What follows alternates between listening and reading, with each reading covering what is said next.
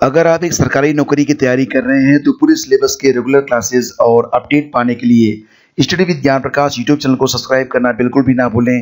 Bell icon को जरूर दबाएं ताकि आने वाले वीडियोज आप बहुत ही सरलता के साथ देख सकें। नमस्कार दोस्तों, स्टडी विद ज्ञान प्रकाश में आप सभी का बहुत बहुत स्वागत है। आज की तारीख है 21 अक्टूबर 2020 और दिन है बुधवार। शुरू करते हैं आज की मॉर्निंग न्यूज। आप लोगों के लिए एक बहुत ही अच्छी और बहुत बड़ी खबर निकल के आ रही है।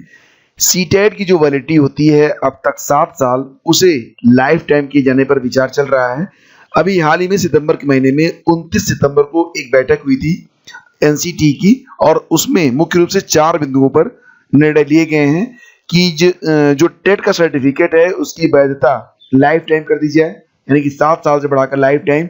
डेफिनेटली इसका प्रभाव यूपी टीईटी और अदर स्टेट टीईटी पर भी पड़ेगा। इसके अलावा पूर्व में जारी जो टेट सर्टिफिकेट हैं, यानी कि सीटेट के सर्टिफिकेट जो लोग पहले पास आउट कर चुके हैं, उनकी जो वैधता है जो कि 7 साल निर्धारित की गई है, उसको भी लाइफ टाइम किया जाए तो किस प्रकार से किया जाए, इस पर विधिक परामर्श के बाद निर्णय लिया जाएगा। यानी कि आने वाली जो परीक्षाएं हैं सीटेट की, उसमें जब आप पास आउट होंगे तो आपको जो सर्टिफिकेट मिलेगा वो लाइफ टाइम वैलिड होगा।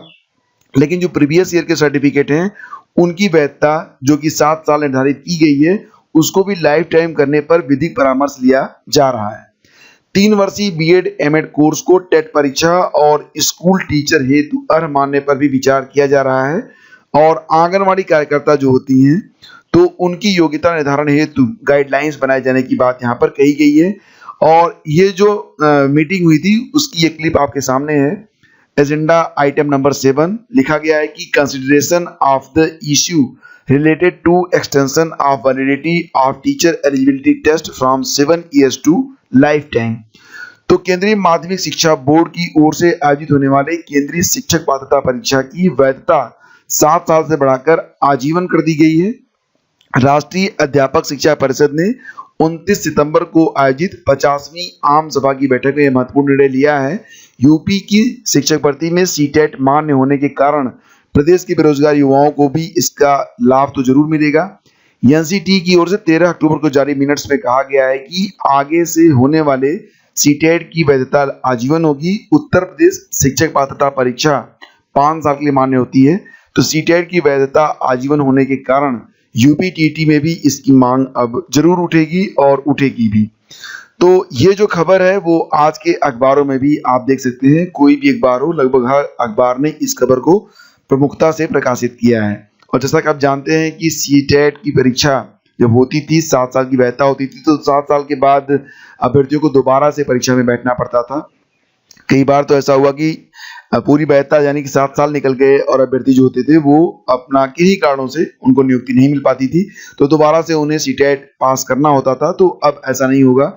नेट की तरह, जैसे कि नेट का होता है ना कि एक बार आपने पास आउट कर लिया फिर लाइफ टाइम उसकी वैधता रहती है, उसी प्रकार से एक बार आपने सीटेट पास कर लिया तो फिर लाइफ टाइम झंझट से मुक्ति मिल जाएगी। उसकी वैधता लाइफ टाइम के जाने के बारे में विचार किया जा रहा है। एनसीटी यानी कि national council for teacher education के चेयरमैन विनीत जोशी ने बताया कि टीईटी को अब जीवन भर के लिए मान्य कर दिया गया है। अभी तक यह 7 साल के लिए मान्य था। हाल ही में काउंसिलिंग की बैठक में यह निर्णय लिया गया है। नई व्यवस्था आगे आयोजित होने वाली टीईटी परीक्षाओं के लिए लागू होगी। जो छात्र पहले से टीईटी पास कर चुके हैं उनके मामले में एनसीटी ने कहा कि वह कानूनी सलाह लेकर फैसला लेगी। यानी कि अभी लोग जो पास आउट हो चुके हैं उनके बारे में भी डिसीजन नहीं लिया गया है, लेकिन आगे से जो लोग पास आउट करेंगे उसकी वैधता लाइफ टाइम की होगी। तो अब बात करते हैं 69,000 शिक्षक भर्ती के बारे में। 31,277 शिक्षक चयन पर संदेह के घेरे में एनआईसी कम मेरिट वाले भी जा सकते हैं कोर्ट। तो फ्रेंड्स, जैसा कि आप जानते हैं कि 31,661 सीटों को भरने की इतनी जल्दी दिखाई गई कि जो लिस्ट जारी की गई लगभग हर जनपद में, वहां पर बहुत सारे हाई मेरिट जो स्टूडेंट थे, जो अभ्यर्थी थे, उनको चयन नहीं मिला, लो मेरिट को चयन मिल गया।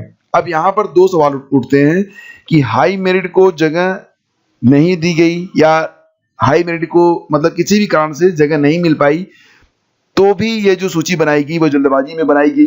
अब दूसरी बात यह है कि जल्दबाजी में ही सूची भले बनाई गई हो, लेकिन जो लोग नियुक्ति पा चुके हैं तो फिलहाल उनको बाहर करना भी एक तरीके से, देखो, एक माइंड सेट होता है कि हमको नियुक्ति मिल गई है, फिर उनसे नियुक्ति पत्र वापस लेना और फिर से मतलब एक बहुत ही ऑड लगता है। तो ये सब देखते हुए यही लगता है कि सूची को जारी करने में थोड़ा टाइम ले लेना चाहिए था एनआईसी को, लेकिन इस प्रकार की सूची को जारी नहीं किया जाना चाहिए जिसमें जो अभ्यर्थी हैं वो मानसिक रूप से इतनी परेशानियां को झेलें।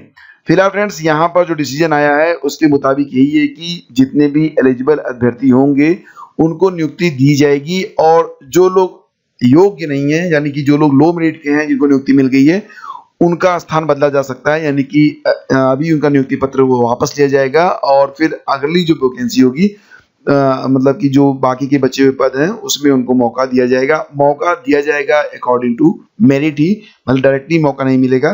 तो शिक्षक भर्ती की 12 अक्टूबर को वेबसाइट पर सूची जारी होते ही अधिक गुणांक वाले अभ्यर्थियों का चयन न होने का मुद्दा उठा था। अलग अलग अखबारों के साथ दैनिक जागरण ने भी इस मुद्दे को प्रकाशित किया था।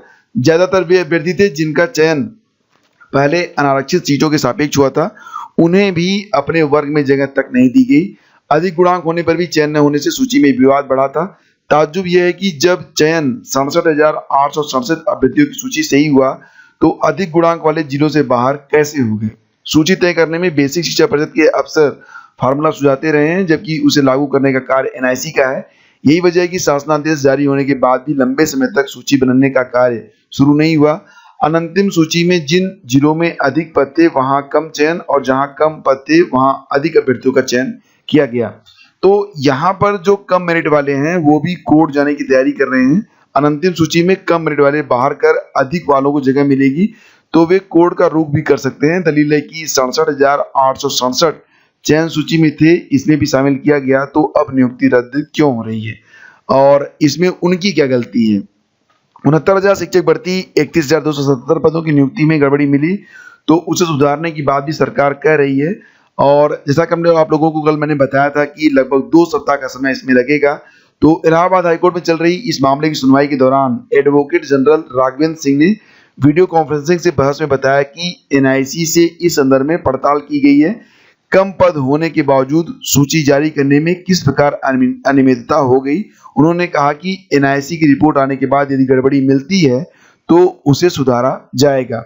हालांकि ये बात भी यहाँ पर निकल के सामने आई है, जिसको एडवोकेट जनरल ने बताया कोर्ट को कि ये नियुक्तियां अभी अंतिम नहीं है, इन पर पुनर्विचार हो सकता है। नियुक्तियां सुप्रीम कोर्ट के अंतिम निर्णय के अधीन है। सुप्रीम कोर्ट में कट ऑफ मेरिट और शिक्षा मित्रों के समायोजन का प्रकरण अभी लंबित है।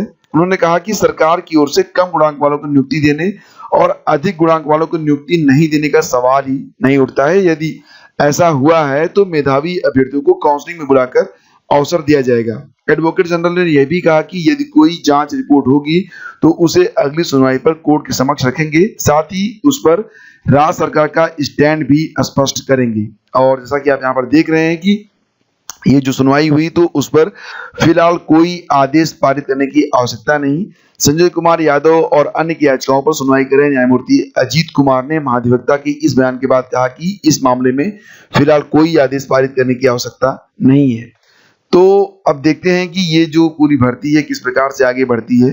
प्रदेश सरकार ने कही दिया है कि यदि अधिक गुणांक वाले अभ्यर्थियों की जगह कम गुणांक वाले अभ्यर्थियों का चयन हुआ है तो इसे सुधारा जाएगा। अधिक गुणांक वालों को काउंसलिंग कराकर उनकी नियुक्ति दी जाएगी और कम गुणांक वालों की नियुक्तियां रद्द की जाएंगी। तो ये सारी चीजें निकल के सामने आ रही हैं। फिलहाल अब देखते हैं कि ये जो भर्ती है वो किस प्रकार से आगे बढ़ती है। एलटी ग्रेड भर्ती के परिणाम में लगभग 26 माह लग गए, 2 साल से ज्यादा का समय लगा। फिलहाल अंतिम परिणाम जो कि सोशल साइंस महिला वर्ग का था उसमें 927 अभ्यर्थी जो हैं वो सफल हुए हैं और परिणाम जो है वो जारी कर दिया गया है, जिसे आप आयोग की वेबसाइट पर देख सकते हैं। साथ ही साथ हमारे टेलीग्राम चैनल स्टडी विद ज्ञान प्रकाश पर भी पूरी की पूरी लिस्ट अवेलेबल करवा दी गई है। महिला वर्ग में सामान्य के 464, ओबीसी के 250, अनुसूचित जाति के 195 और अनुसूचित जनजाति के 19 पदों के लिए लिखित परीक्षा कराई गई थी। इलाहाबाद हाईकोर्ट में याचिका दाखिल होने के कारण अनारक्षित श्रेणी का एक पद का रिजल्ट रोक लिया गया है। और ये जो पूरी सूची है इसमें रेखा कुमारी पहले स्थान पर है और रेणु देवी दूसरे स्थान पर, मंजू उपाध्याय तीसरे स्थान पर है। आयोग ने कार्यालय के सूचना पट और वेबसाइट पर परिणाम को जारी कर दिया है, अभ्यर्थी उसे देख सकते हैं। और दोस्तों 69,000 शिक्षक भर्ती के बारे में बात करें तो जो धांधली का सूत्रधार है सरगना केएल पटेल, अब उसकी कमाई का पता इनकम टैक्स विभाग लगाएगा। इसके लिए स्पेशल टास्क फोर्स की ओर से इनकम टैक्स विभाग को पत्र लिखा जा रहा है। एसटीएफ भी इनकम टैक्स के सहयोग से केएल पटेल के आर्थिक स्रोत के बारे में जानकारी और छानबीन करेगी। फर्जीवाड़े की विवेचना के दौरान एसटीएफ को पता चला था कि केएल पटेल ने अपने पिता राम निहोर पटेल के नाम पर इंटर कॉलेज, आईटीआई कॉलेज और भाभी चंद्र कली के नाम पर फूलपुर में महाविद्यालय, प्राइवेट आईटीआई कॉलेज, भाई नंदलाल के नाम पर कॉलेज ऑफ फार्मेसी बनवाया है।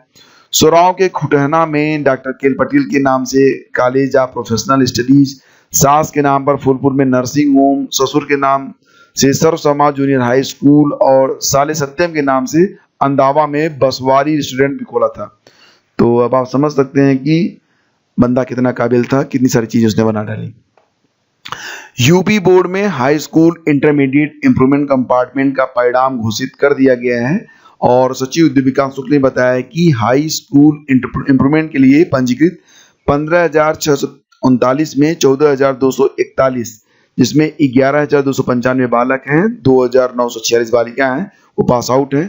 यानी कि बालक और बालिका का जो पासिंग परसेंटेज है वो 99.96 और 99.89 है। तो लगभग 100% मान के लिए कि बहुत सारे लोग इसमें पास आउट हो गए हैं। 17 दिनों में यह परिणाम जारी हुआ है। कोरोना काल में 3 अक्टूबर को परीक्षा कराई गई थी, 17 दिनों में ही परिणाम जारी कर दिया गया है। और फ्रेंड्स, आरआरबी एनटीपीसी की परीक्षा जो कि 15 दिसंबर से होने जा रही है, तो पूरा जो एग्जाम पैटर्न है और किस प्रकार से भर्ती होगी, क्या क्या पढ़ना है आपको, पूरा सिलेबस कल के वीडियो में डिस्कस किया गया था, जिसका लिंक इसी वीडियो के डिस्क्रिप्शन में आपको मिल जाएगा। तो ये वीडियो आप लोग जरूर देख लीजिएगा। अगर आप आरआरबी एनटीपीसी के एस्पिरेंट हैं तो सारी जानकारियां आपको यहाँ पर दी गई हैं।